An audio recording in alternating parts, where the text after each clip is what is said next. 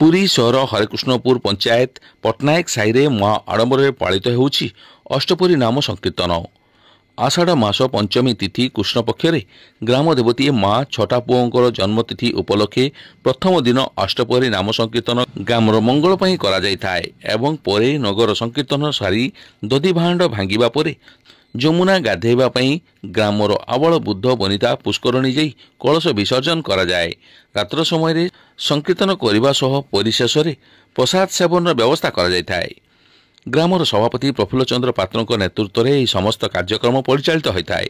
संपादक सुकांत पात्र एवं ग्रामर समस्त सभ्य माने यह कार्यक्रम में सहयोग करथांती।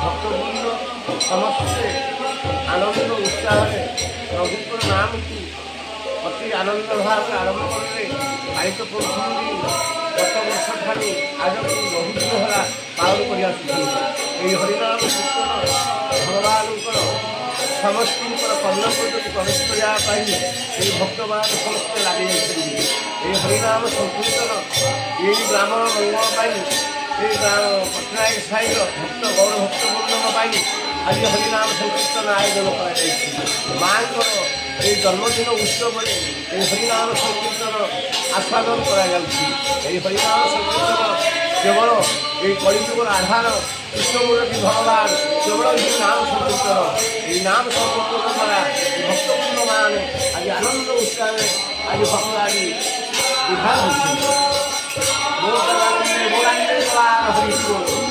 राधा कृष्ण महाराज समस्त आनंद उत्साह चरण महत्व अष्टसखी समस्त आनंद उत्साह जय जगन्नाथ। नमस्कार, मु अजय प्रधान बिरहर कृष्णपुर पंचायत समिति सभ्य। आषाढ़ मास पंचमी तिथि कृष्ण पक्ष मो ग्राम देवती माँ छोटा पुओं जन्म जयंती उपलक्षे प्रतिवर्ष भली वर्ष अष्टप्रहरी नाम संकीर्तन आयोजन करा जायछि ग्राम तरफरु। एते बहुत मान्यगण व्यक्ति को निमंत्रण करा जाए। ता सहित ता पर दिन नगर कीर्तन ग्राम बुलिवा सहित दधी भांड भंगा जीवा परे जमुना गाधुआ ग्रामवासी समस्ते कलश यात्रा करिथांती पुष्परणी की। पुष्परणी रे स्नान करिबा परे समस्ते दिहिपर जहाँ भी ग्राम तरफरु करा जाए थे प्रसाद पाती।